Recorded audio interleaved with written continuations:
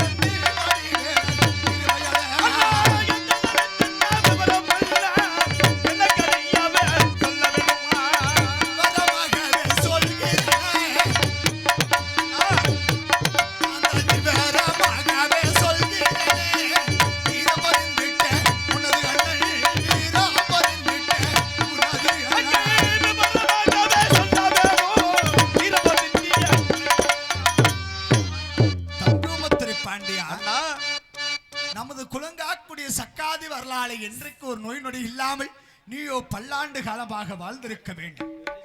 ஆகட்டுமே தண்டா உயிரை கொட்டார மேடையில் அமர்ந்திருக்கிற பொழுது உண்மையாக நம்மளுடைய அரண்மனைக்கிற பகடைமரங்களை வெளுத்து விட்டு அழைப்பு கொடுத்தது நமது சீக்கிரமாக தெரிவிக்கப்பட்டோம்னா கோட்டை ஆசிரியரை விட்டு அழைத்த காரணம் அது சீக்கிரமாக சொல்லி வருகிறேன்.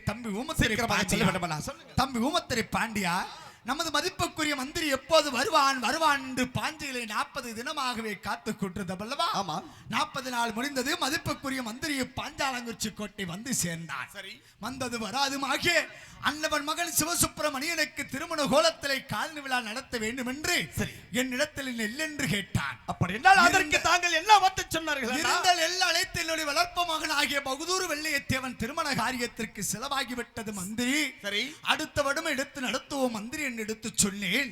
அன்னமணி விட்ட வாடு இல்லையே. பிறகு உன்னுடைய கையில் இருக்கக்கூடிய பட்டாவாளை வாழ்த்து விடை கொடுத்தால் குறிப்பாக பழையங்கொட்டை சென்று 136 வட்ட நெல்லையும் வட்டிக்காது கடனுக்காக வாங்கி வருகிறேன் என்று சொல்லி சென்று மந்திரி என்ன வார்த்தை தெரிவிக்கிறார்கள்? அன்னவன் வந்தது வராமல் தன்னுடைய மகன் பாலசுப்பிரமணிய திருமண காரியத்தை முடிக்கப்பட்ட மண்டி தாங்கள் இழுத்திருக்கின்ற பட்டாவலை அடையாளமாக கொடுத்தால் பாளையங்கோட்டை சென்று 136 பட்ட நெல்லையும் கடனுக்காக வட்டிக்காக வாங்கி வருகிறேன் என்று தெரிவித்தானா? உண்மையாக